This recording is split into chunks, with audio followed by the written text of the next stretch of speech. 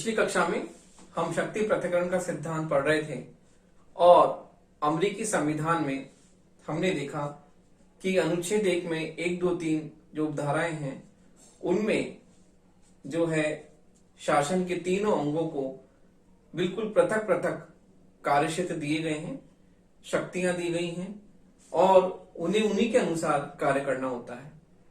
तो हमने पिछली कक्षा में आपको बताया था कि शक्ति पृथक्करण सिद्धांत के अनुसार पहला जो पॉइंट हमने पिछली कक्षा में बताया था कि अमेरिकी संविधान में कार्यपालिका, व्यवस्थापिका व न्यायपालिका तीनों को अलग अलग शक्तियां प्रदान की गई हैं और शासन के तीनों अंग अपने कार्य क्षेत्र में रहकर एक दूसरे के कार्य में हस्तक्षेप किए बिना स्वतंत्रता पूर्वक अपना कार्यभार करते हैं। तो अमेरिकी संविधान में हमने ये बताया था कि किस प्रकार से वहां पर जो है केंद्र की विधायी, कार्यपालिका, न्यायपालिका शक्तियां कांग्रेस, राष्ट्रपति और सर्वोच्च न्यायालय में निहित हैं। इसी प्रकार हमने अगला पॉइंट जो पढ़ा था उसमें ये बताया था कि किस प्रकार से कांग्रेस का निर्वाचन साधारण जनता द्वारा किया जाता है और राष्ट्रपति का निर्वाचन एक निर्वाचक मंडल द्वारा किया जाता है। इस प्रकार से वहां पर कांग्रेस का निर्वाचन और राष्ट्रपति का निर्वाचन जो है दोनों अलग अलग प्रक्रिया से होता है, दोनों ही अलग अलग, क्योंकि कांग्रेस के निर्वाचन में साधारण जनता भाग लेती है। इसी प्रकार से राष्ट्रपति का जो निर्वाचन होता है उस निर्वाचन में एक निर्वाचक मंडल के द्वारा राष्ट्रपति का निर्वाचन किया जाता है। तो इस प्रकार से कांग्रेस का निर्वाचन और राष्ट्रपति का निर्वाचन दोनों अलग अलग प्रक्रियाओं से होता है। इसी प्रकार अगला पॉइंट हमने समझा था कि कांग्रेस जो कार्यपालिका व्यवस्थापिका को भंग नहीं कर सकती और व्यवस्थापिका भी जो है अविश्वास प्रस्ताव या साधारण बहुमत द्वारा कार्यपालिका को समय से पहले भंग नहीं कर सकती। तो क्योंकि देखिए अमेरिका में संसदीय शासन व्यवस्था नहीं है, अध्यक्षात्मक शासन व्यवस्था है, इसलिए कार्यपालिका व्यवस्थापिका के प्रति उत्तरदायी नहीं होती। उसी प्रकार से जो है मंत्रिमंडल सामूहिक रूप से संसद के प्रति उत्तरदायी वहां पर नहीं पाया जाता। तो ये व्यवस्था वहां पर अध्यक्षात्मक शासन व्यवस्था होने के कारण है।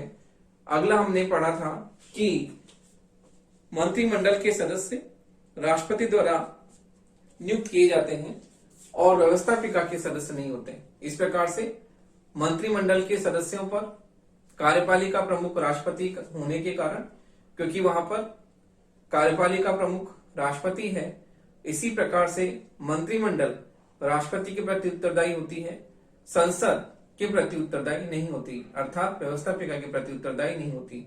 जैसा कि हम संसदीय शासन व्यवस्था में देखते हैं कि कार्यपालिका जो है व्यवस्थापिका के प्रति उत्तरदायी होती है और मंत्रिमंडल सामूहिक रूप से व्यवस्थापिका के प्रति उत्तरदायी होता है। ऐसा अमेरिकी जो है संविधान में हमें देखने को नहीं मिलता, क्योंकि अमेरिकी संविधान निर्माताओं ने अध्यक्ष शासन व्यवस्था को अपनाया। इसी कारण वहां पर उसी के अनुसार जो है संविधान में सारी शक्तियां वर्णित की गई हैं।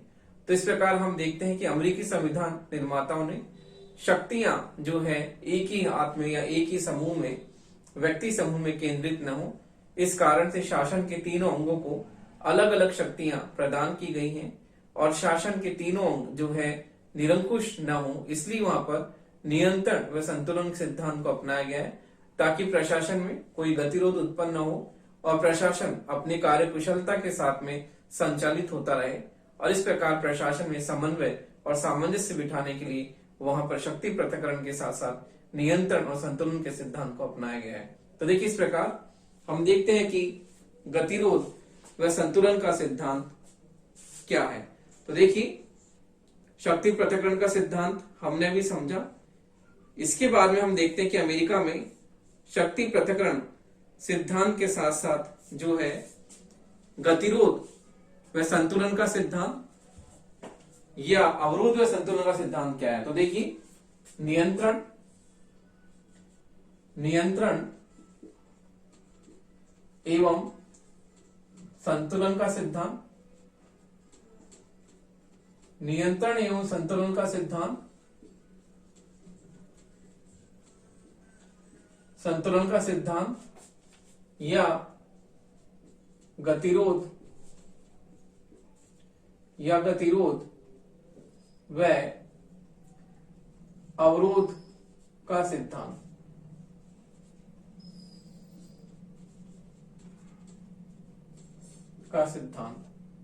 तो देखिए, अमेरिकी संविधान निर्माताओं ने शक्ति पृथक्करण के सिद्धांत के साथ साथ वहां पर नियंत्रण और संतुलन का सिद्धांत अपनाया, जिसे हम गतिरोध या अवरोध के सिद्धांत के नाम से भी जानते हैं। अमेरिकी संविधान निर्माताओं ने प्रशासन में निरंकुशता नहीं हो और शासन के तीनों निरंकुश न हो, इसलिए वहां पर सिद्धांत को अपनाया और प्रशासन में गतिरोध या अवरोध उत्पन्न न हो, इसलिए इसका नाम रखा गया गतिरोध या अवरोध का सिद्धांत, कि प्रशासन में किसी प्रकार से कोई गतिरोध या अवरोध उत्पन्न न हो और प्रशासन में समन्वय और सामंजस्य बिठाने के लिए इस सिद्धांत को अपनाया गया। शक्ति पृथक्करण के सिद्धांत के साथ साथ वहां पर इस सिद्धांत को नियंत्रण एवं संतुलन का सिद्धांत या गतिरोध व अवरोध के सिद्धांत को अपनाया गया। तो इस प्रकार हम देखते हैं कि वहां पर जो है प्रशासन में, देखिए शासन के तीनों जो है पृथक पृथक कार्य करेंगे तो किसी प्रकार का कोई संघर्ष उत्पन्न न हो। तो इस कारण से हम देखते हैं कि वहां पर शासन के जो शक्तियां हैं वो एक दूसरे से बिल्कुल अलग हैं। तो देखिए,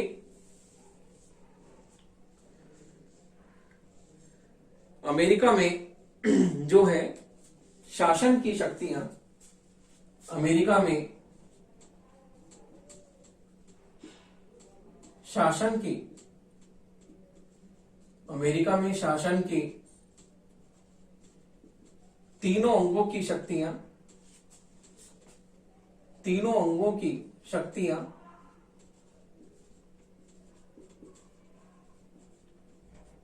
एक दूसरे से पृथक है।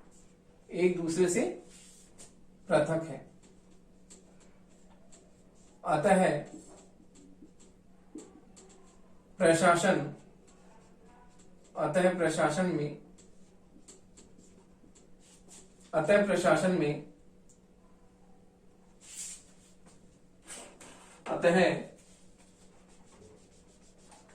प्रशासन को निरंकुशता से बचाने के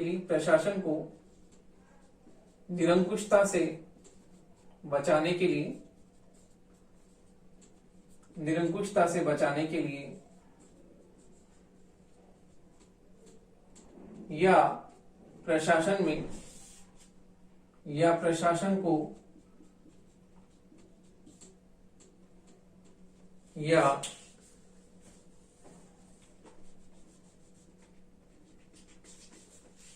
प्रशासन को गतिरोध से बचाने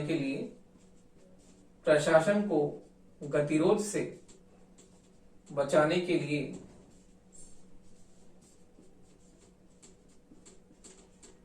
तथा प्रशासन में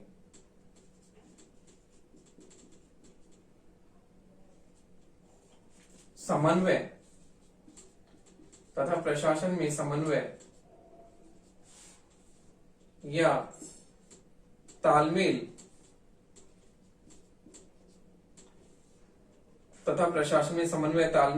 बिठाने के लिए इस सिद्धांत को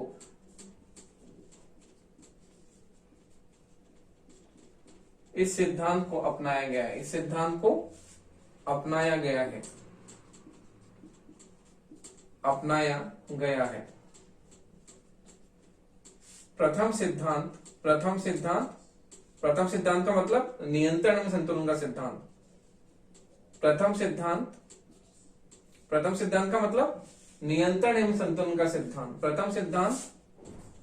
द्वितीय सिद्धांत का मतलब गतिरोध व अवरोध का सिद्धांत या नियंत्रण एवं संतुलन का सिद्धांत। प्रथम सिद्धांत। द्वितीय सिद्धांत का प्रथम सिद्धांत दूसरे सिद्धांत का अनुपूरक है, अनुपूरक है। प्रथम सिद्धांत द्वितीय सिद्धांत का अनुपूरक है। तो देखिए, शक्ति पृथक्करण के सिद्धांत के द्वारा शक्ति पृथक्करण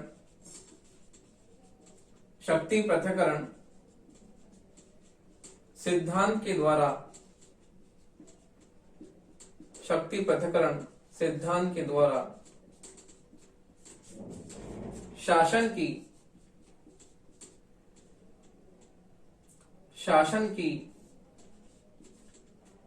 तीनों शक्तियां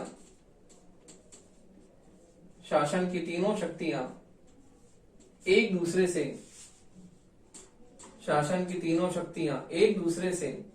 अलग हो जाती है,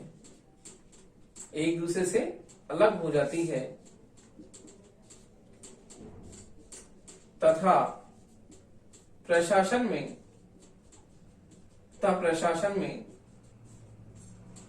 कभी भी गतिरोध उत्पन्न हो सकता है।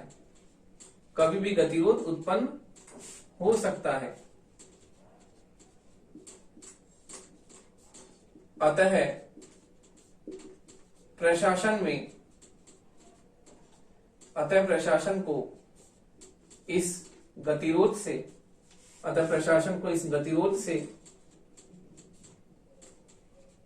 बचाने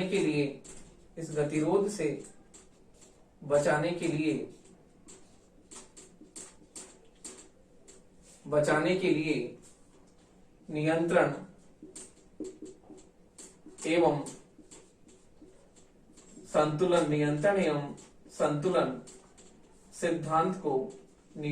संतुलन सिद्धांत को अपनाया गया है। नियंत्रण एवं संतुलन सिद्धांत को अपनाया गया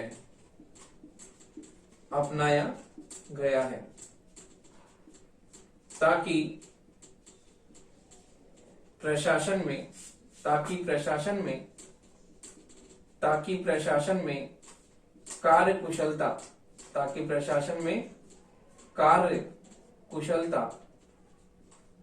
कार्यकुशलता बनी रहे। तो देखिए, इस प्रकार अमेरिका में शक्ति पृथक्करण सिद्धांत के साथ साथ नियंत्रण एवं संतुलन के सिद्धांत को व्यवहारिक रूप से अपनाया गया है, क्योंकि शक्ति पृथक्करण का सिद्धांत, जैसे कि मैंने आपको बताया था कि अमेरिकी संविधान में जो अनुच्छेद में जो व्यवस्थाएं वर्णित है उसके बारे में पिछली कक्षा में आपको लिखवाया था। तो देखिए, उससे स्पष्ट होता है कि अमेरिकी संविधान निर्माताओं ने प्रशासन के तीनों अंगों को, कार्यपालिका, व्यवस्थापिका व न्यायपालिका, तीनों को अलग अलग रूप में शक्तियां विभाजित रूप में दी गई हैं। तो इस प्रकार शासन में यदि शासन के तीनों अंग अपने अपने कार्य क्षेत्र में कार्य करेंगे तो इस प्रकार शासन में कहीं मनमानीपना या निरंकुशता न उत्पन्न हो जाए। तो संविधान निर्माताओं ने इस बात को ध्यान में रखा और इसलिए वहां पर शक्ति पृथक्करण सिद्धांत के साथ साथ नियंत्रण एवं संतुलन के सिद्धांत को अपनाया गया, ताकि प्रशासन की निरंकुशता न उत्पन्न हो तथा प्रशासन में कोई गतिरोध या अवरोध उत्पन्न न हो। इस कारण से प्रशासन में शक्ति पृथक्करण के साथ साथ नियंत्रण एवं संतुलन के सिद्धांत को व्यवहारिक रूप में वहां पर अपनाया गया, ताकि प्रशासन जो है कार्यकुशलता के साथ, बिना किसी गतिरोध, बिना किसी अवरोध के साथ अपना जो है कार्य कुशलता के साथ में संचालित कर सके। इसलिए अमेरिकी संविधान निर्माताओं ने शक्ति पृथक्करण के साथ वहां पर नियंत्रण एवं संतुलन के सिद्धांत को अपनाया। तो इस प्रकार हम देखते हैं कि अमेरिका में जो है शक्ति पृथक्करण सिद्धांत के साथ इस सिद्धांत को जो अपनाया गया है उसके संबंध में क्या क्या व्यवस्थाएं हैं। तो देखिए, अमेरिकी संविधान में हम देखते हैं कि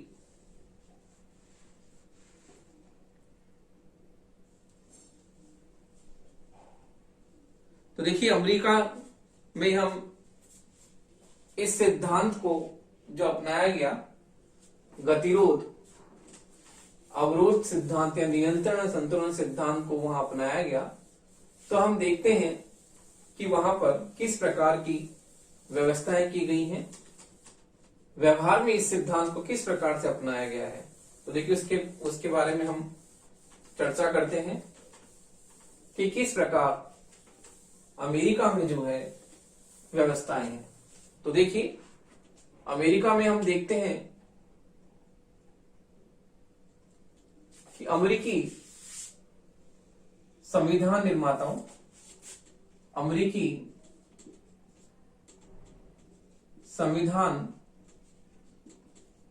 संविधान निर्माताओं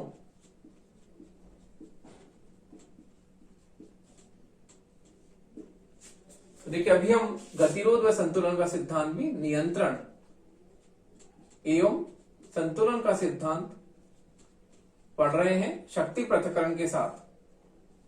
नियंत्रण एवं संतुलन का सिद्धांत पढ़ रहे हैं शक्ति पृथक्करण सिद्धांत के साथ। तो देखिए अमेरिकी संविधान निर्माताओं को यह विश्वास था कि प्रशासन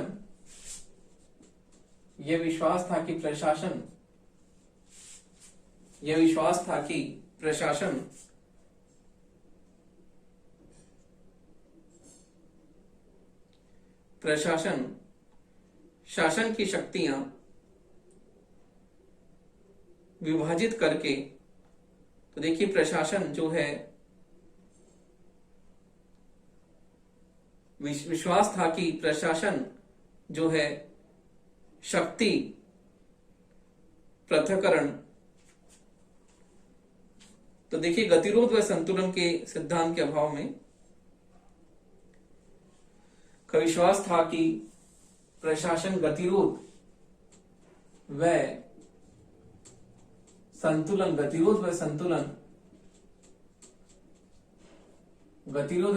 सिद्धांत के अभाव में शक्ति पृथक्करण के साथ शक्ति पृथक्करण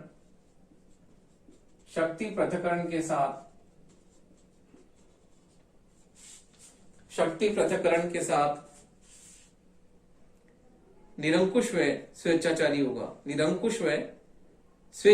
होगा के साथ निरंकुश व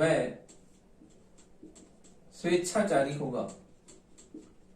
निरंकुश व स्वेच्छाचारी, सॉरी गलत लिखा है, निरंकुश व स्वेच्छाचारी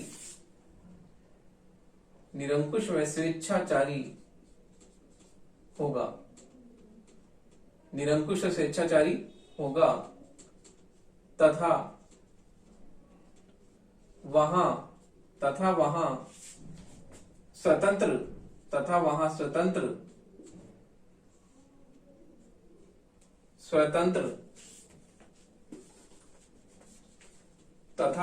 स्वतंत्र सरकार की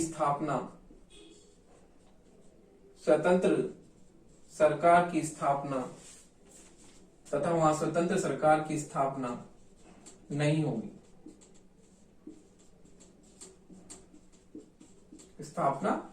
देखिए इस प्रकार अमेरिकी संविधान निर्माताओं ने जो है शक्ति पृथक्करण सिद्धांत के साथ साथ नियंत्रण व संतुलन सिद्धांत को अपनाया ताकि प्रशासन में स्वेच्छाचारीपन, मनमानापन नहीं हो और प्रशासन जो है शासन के तीनों अंग एक दूसरे को नियंत्रित व निर्देशित करते हुए जो है बिना किसी गतिरोध के, बिना किसी अवरोध के कुशलता के साथ अपने अपने कार्यों को संचालित करें। तो इसलिए वहां पर शक्ति पृथक्करण के साथ गतिरोध व नियंत्रण के सिद्धांत को अपनाया गया है। तो इस प्रकार हम देखते हैं कि अमेरिकी संविधान निर्माताओं ने जो है इस संदर्भ में क्या क्या व्यवस्थाएं की है। तो देखिए, उदाहरण के लिए हम देखते हैं कि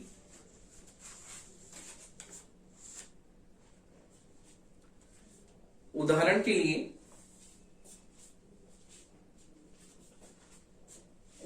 लिए देखिए, ऊपर से ही शुरू करते हैं, फिर मिटाना पड़ेगा। तो देखिए, उदाहरण के लिए जो इस संदर्भ में क्या क्या व्यवस्थाएं हैं।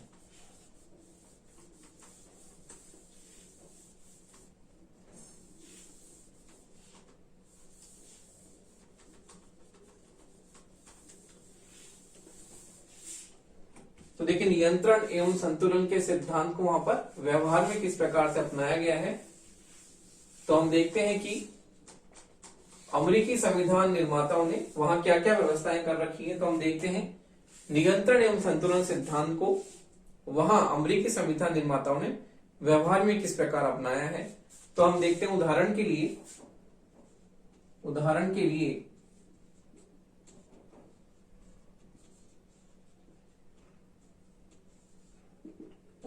लिए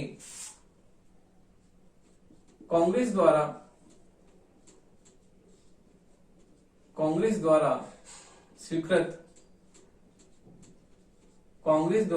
स्वीकृत किसी भी विधेयक के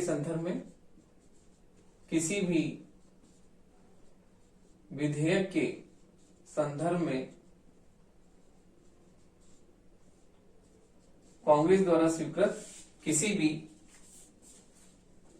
विधेयक के संदर्भ में राष्ट्रपति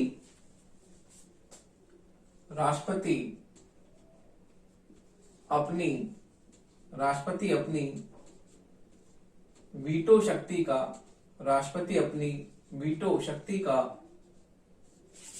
प्रयोग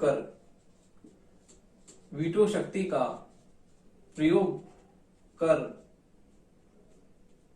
उसे रद्द कर सकता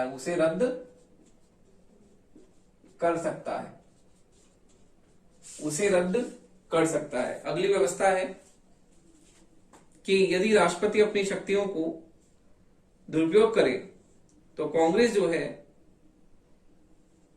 नियंत्रित करने में समर्थ है। तो देखिए, राष्ट्रपति यदि राष्ट्रपति अपनी शक्तियों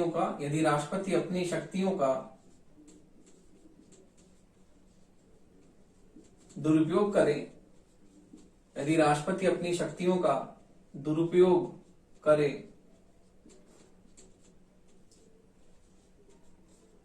तो कांग्रेस अपनी शक्ति से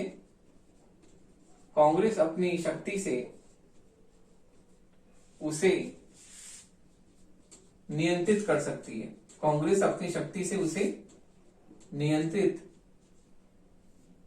कर सकती है। जैसे राष्ट्रपति द्वारा की गई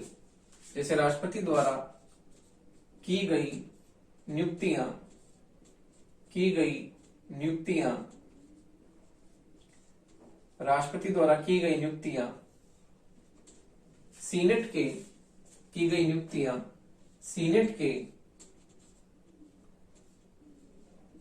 2/3 बहुमत से, सीनेट के 2/3 का मतलब 2/3, सीनेट के 2/3 बहुमत से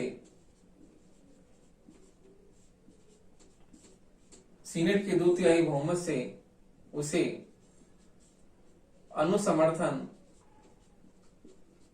अनुसमर्थन मिलना, की गई नियुक्तियां सीनेट के 2/3 बहुमत से उसे अनुसमर्थन मिलना जरूरी है, उसे अनुसमर्थन मिलना जरूरी है।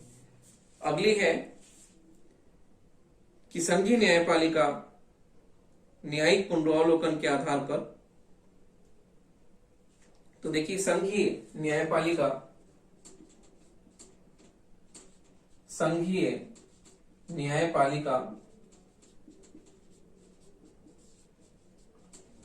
न्यायिक पुनरावलोकन, संघीय न्यायपालिका न्यायिक पुनरावलोकन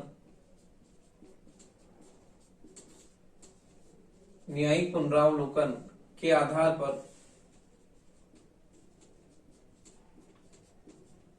पर कांग्रेस व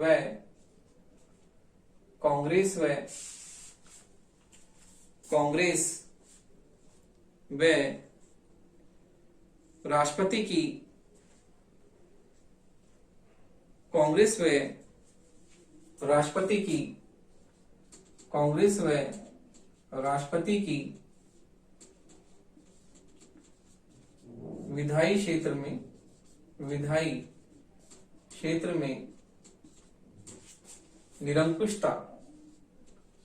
विधायी क्षेत्र में निरंकुशता स्थापित नहीं होने देती। कांग्रेस व राष्ट्रपति की विधायी क्षेत्र में निरंकुशता स्थापित नहीं होने देती। अगला है कांग्रेस व राष्ट्रपति न्यायपालिका को भी निरंकुश नहीं होने देते। किस प्रकार से? कांग्रेस व राष्ट्रपति न्यायपालिका को भी कांग्रेस व राष्ट्रपति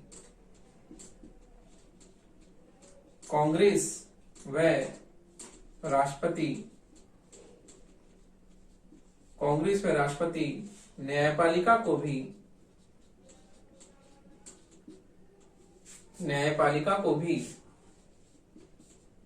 निरंकुश नहीं होने देते। जैसे कि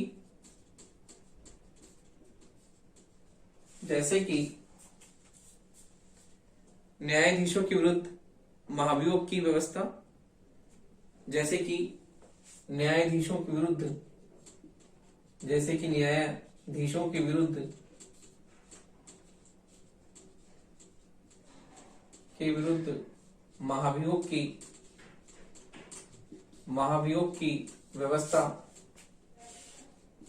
महाभियोग की व्यवस्था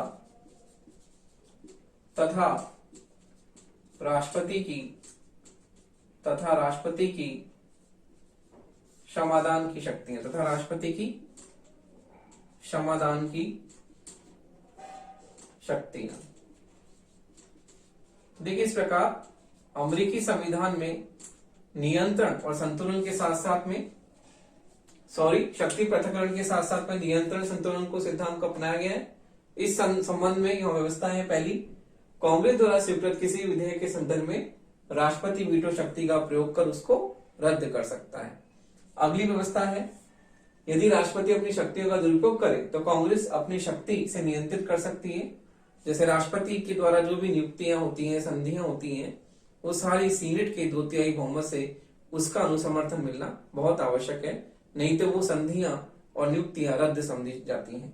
अगला है, संघीय न्यायपालिका न्यायिक पुनरावलोकन के आधार पर कांग्रेस व राष्ट्रपति की विधायी क्षेत्र निरंकुशता स्थापित नहीं होने देती, क्योंकि न्यायिक पुनरावलोकन की जो शक्ति जो होती है वो जो है विधायिका यदि ऐसे कोई कार्य या ऐसे कोई कानून बनाती है जो असंवैधानिक है, संविधान की भावना के विपरीत है, तो न्यायिक पुनरावलोकन की व्यवस्था उन कानूनों को रद्द कर सकती है। इसी प्रकार से कांग्रेस व राष्ट्रपति न्यायपालिका को निरंकुश नहीं होने देते, उस पर नियंत्रित स्थापित करते हैं। जैसे कि महाभियोग की व्यवस्था जो होती है कांग्रेस में होती है, महाभियोग की शक्ति कांग्रेस राष्ट्रपति और सर्वोच्च न्यायालय के न्यायाधीशों के प्रति भी जो है महाभियोग की प्रक्रिया वहां चलती है, और इसी प्रकार से राष्ट्रपति जो है अपनी समाधान की शक्तियां उसे प्राप्त होती हैं, तो वो किसी भी जो है अपराधी को क्षमादान दे सकता है। तो इस प्रकार से हम देखते हैं कि अमेरिकी जो है संविधान में वहां पर शक्ति पृथक्करण सिद्धांत के साथ साथ में नियंत्रण और संतुलन के सिद्धांत को व्यवहारिक रूप से अपनाया गया है। और इस प्रकार हम देखते हैं कि प्रशासन में निरंकुशता स्थापित न हो और प्रशासन में किसी प्रकार का कोई गतिरोध उत्पन्न न हो, इस कारण से वहां पर शक्ति पृथक्करण सिद्धांत के साथ साथ नियंत्रण व संतुलन का सिद्धांत या गतिरोध व अवरोध का सिद्धांत जो है अपनाया गया है। तो इस प्रकार से अमेरिका में हम देखते हैं कि आज भी जो है इस सिद्धांत के अनुसार वहां पर बहुत ही कार्यकुशलता के साथ में कार्य संचालित हो रहे हैं। तो इस प्रकार हम देखते हैं कि अमेरिकी संविधान निर्माताओं ने बहुत सोच समझ के साथ ये जो है सिद्धांत अपनाया। तो इस प्रकार हम देखते हैं कि अमेरिकी संविधान में शक्ति पृथक्करण का सिद्धांत वर्तमान में भी नियंत्रण और संतुलन के सिद्धांत के साथ कदम से कदम मिलाकर बहुत ही जो है व्यवहारिक रूप से कुशलता के साथ जो है संचालित हो रहा है।